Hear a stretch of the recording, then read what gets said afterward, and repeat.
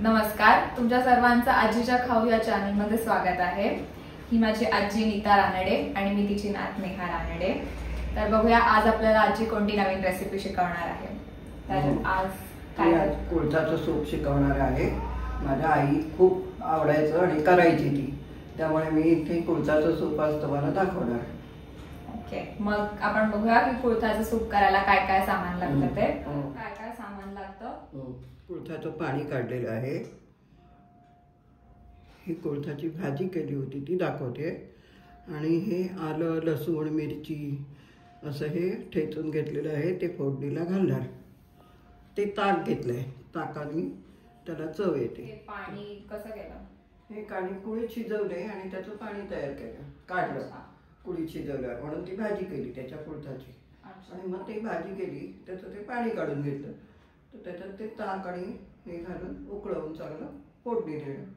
तूप, जिरा, कढीपत्ता, हे आलं लसूण घातलंय ते असं करणार। पौष्टिक असतं असं। थंडीच्या दिवसात जास्त करायचं। गावाला ते आमच्याकडे पुष्कळ लोक करतातच। आता मी हे पाणी घेतलेलं आहे, ते एका पातेलीत काढून घेणार।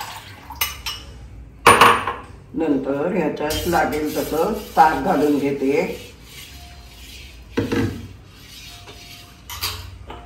चवीला मीठ घालते।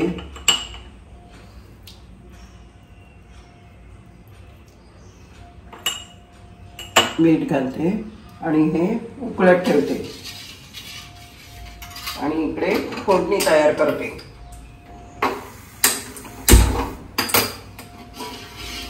कसली फोडणी करणार आहेस? तूप, जिरं,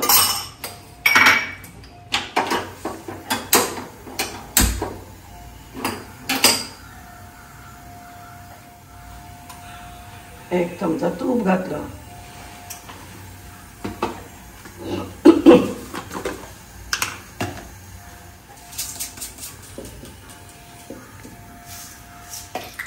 त्याच्यात तूप आणि कढीपत्ता टाकलाय।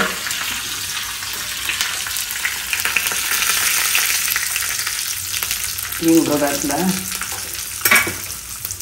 आलं लसूण मिरचीची पेस्ट घातली।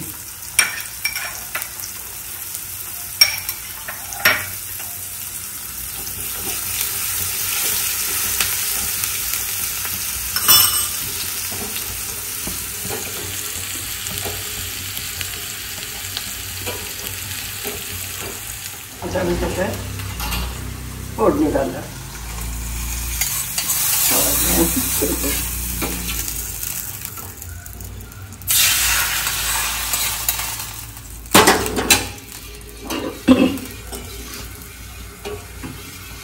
आता हे सूप तयार झालं आणि आपण आता प्यायचं। आजारी माणसाला पण चांगलं।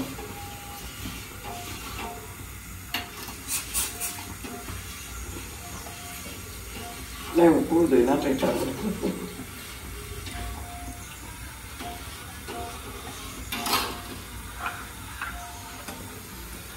उकळू द्यायचं आहे का हे थोडा वेळ?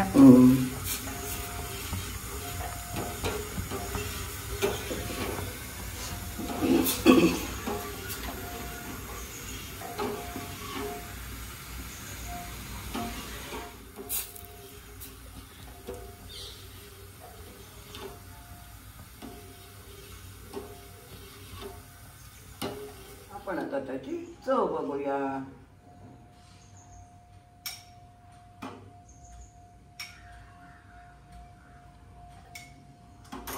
सूप तयार झालेले आहे, आता आपण त्याची चव घेऊया। मस्त, माझ्या वडिलांना आवडायचं।